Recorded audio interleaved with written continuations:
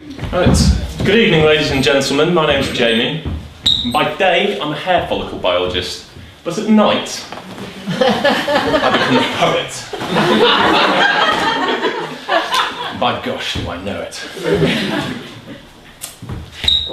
I stand before you all this evening with a hairline that's begun receding. The stresses of a PhD have taken quite their toll on me. Now, I haven't simply lost my hair through pulling chunks out in despair. Instead, somewhat ironically, I'm victim to biology. See, the scourge of my hair follicles are tiny little molecules produced when my cells are exposed to stresses, including the cells inside my tresses. These molecules, you won't believe, are made from the very air we breathe. Yes, our cells can become toxic when exposed to too much oxygen. Yes, all good things in moderation can also apply to oxygenation. As it burns away inside our cells, harmful waste products are expelled, the cell's equivalent of feces. They're known as reactive oxygen species. Peroxide is just one of these reactive oxygen species. You may have heard of it before. Marilyn Monroe and Diane Dawes exploited its chemical reaction to bleach their garnet to brilliant flaxen.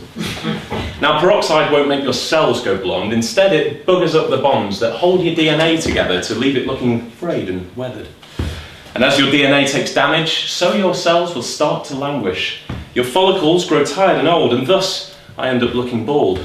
So too much toxic oxygen, and I'll never see my locks again. But wait, before your grand applause, I must reveal another cause. It's something called testosterone. Il sait pour homme, the man's hormone. Its role is making men look weird with hairy ears and bushy beards, hobbity feet with furry toes, or tufts of fluff within the nose. But testosterone is responsible for altering growth atop one's skull. It causes follicles to shrink, which causes me to pause and think.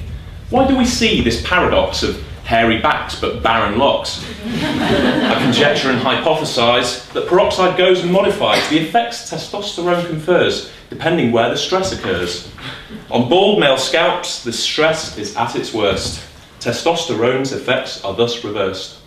I am a pentameter for any linguist. So